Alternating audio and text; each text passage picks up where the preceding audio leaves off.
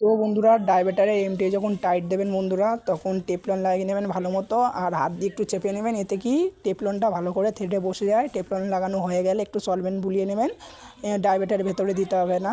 এবার যখন ডায়াবেটারে টাইট দিতে যাবেন এমটি এটা, তখন একটা 8 থেকে 9 ইঞ্চি টুকরো কেটে নেবেন।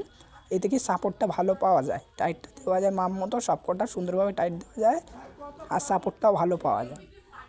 যদি আমার এই ভিডিও ভালো লাগে আর পেজে যদি নতুন হয়ে থাকেন তো ফলো করে পাশে থাকবেন বন্ধুরা। আমি প্লাম্বিংয়ের ভিডিও নিয়ে আসি বন্ধুরা, ভালো লাগলে পাশে থাকবেন বন্ধুরা।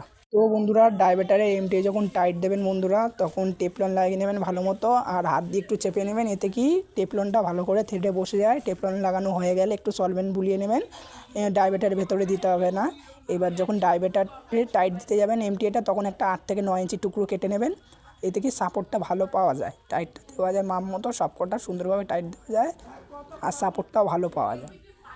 যদি আমার এই ভিডিও ভালো লাগে আর পেজে যদি নতুন হয়ে থাকেন তো ফলো করে পাশে থাকবেন বন্ধুরা। আমি প্লাম্বিংয়ের ভিডিও নিয়ে আসি বন্ধুরা, ভালো লাগলে পাশে থাকবেন বন্ধুরা।